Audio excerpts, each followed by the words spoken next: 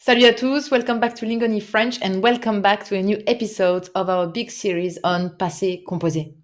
Fortunately or unfortunately, I don't know how much you like that, today might be the last episode. Today I will be talking about the last family of verbs that go with the auxiliary to be.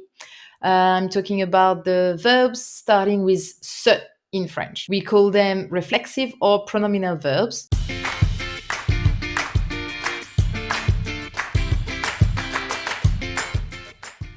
By the way, what's the difference between reflexive or pronominal?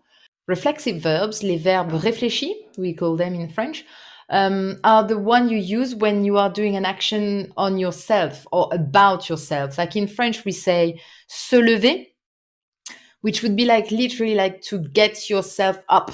Se doucher, to get yourself showered.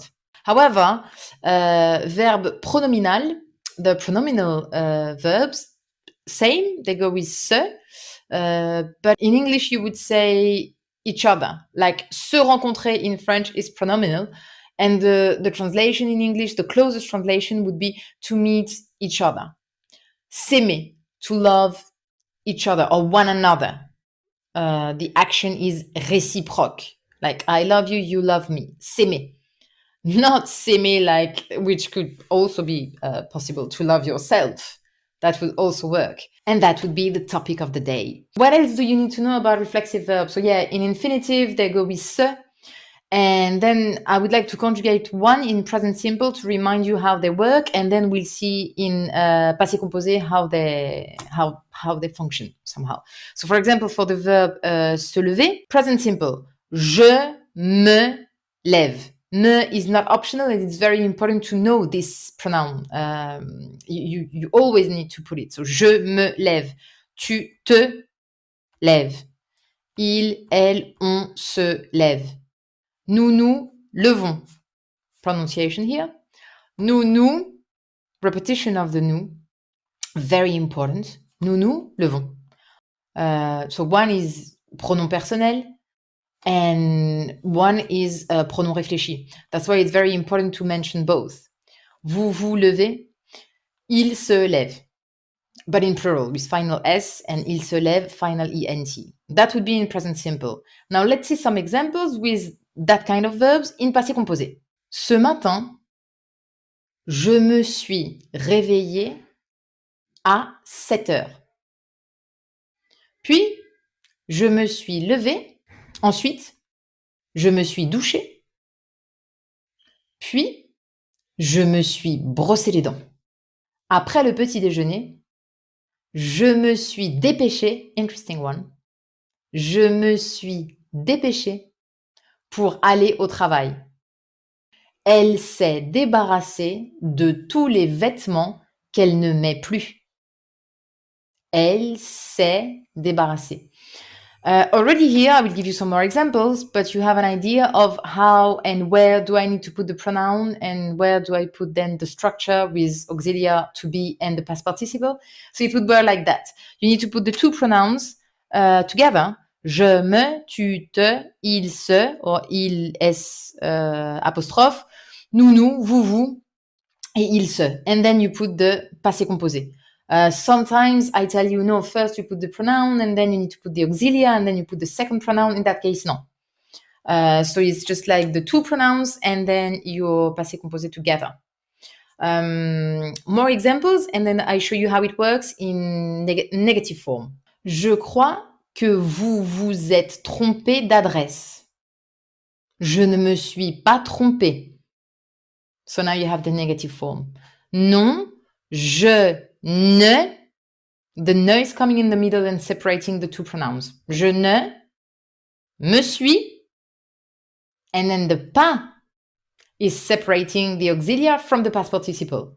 Je ne me suis pas trompé. Not too easy to remember. So that's it. Yeah, I think that the negation in passé composé with pronominal verbs or reflexive verbs is like cutting links between the words. Je, and I told you before, je me, here no. Je ne me, and then suis, and then you would like to have the past participle, but not. First, you need to put the second part of the negation. Je ne me suis pas trompé. It's a question of practice more than anything, and of course making mistake. I mean, if you say je ne me suis trompé pas, first, I can understand you. Second, it's a very common mistake for learners. And third, at some point, you will be like, weird. Have the feeling that's not exactly what I'm supposed to say. Indeed. Think that in negative forms, in passé composé with these verbs, the past participle comes in very last position. Maybe that can help to not have a pas at the end of your sentence. Nous nous sommes souvenus de son prénom. Quand le professeur est entré dans la pièce, tous les étudiants se sont tus. Verbe, se taire. To be quiet. Third group. Se taire. Past participle. Tu. Tous les étudiants se sont tus. Elles se sont rencontrées à l'université et elles sont devenues meilleures amies. Elles se sont rencontrées. Of course, you will also remember that we are with the auxiliary être and that your past participle need to be adjusted to the subject. In that case, elles se sont rencontrées. Of course, double E and final S.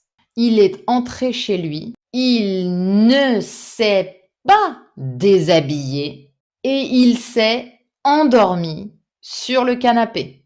I would definitely invite you to listen to that maybe one or twice. Check the writing. Check again what's happening with the negation. Because I explained it before, but maybe it's good to see it again. And one last. Nous nous sommes souvent disputés avec mon frère, mais nous ne nous sommes jamais battus. In that case, jamais is replacing the pas. You can't have pas jamais. You have pas or you have jamais.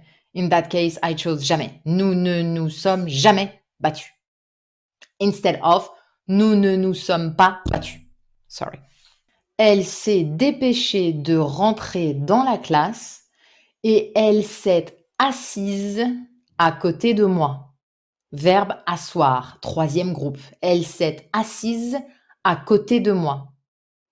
I don't know what you're thinking right now, but to me, this part is probably the most difficult. I'm mixing a little bit of everything. It's like, oh, okay, she's talking about pronominal and reflexive verbs. At the same time, we have to know how to conjugate them. Remember how it works in present simple. Now it works this way in passé composé. Plus little subtle things to remember when it's negative. Then I need to remember that my past participle will be accordé depending on the subjects, and I cannot forget that. And I'm mentioning some random third group verbs that are completely irregular. So this part is probably a little bit heavy. That's why I don't want to go much further with that. But I wanted you to know that we have these verbs we talked about in previous class, like 10 or 11 verbs. I can never remember. We have these verbs, these exceptions that go with être, and then we have this special one, les hybrides. They can go with avoir and être, and then we have all the verbs that goes with se, pronominal or reflexive, that also go with the auxiliary être. And I think with the pronominal, it might be where it gets sometimes a bit confusing when you want to formulate a sentence with a pronominal third group, completely irregular past participle, and you have to write it and you're talking in feminine plural form. That's it. That's just the magic combo. But anyway, for now, remember that you have all you need to practice and understand and improve your passé composé in these videos.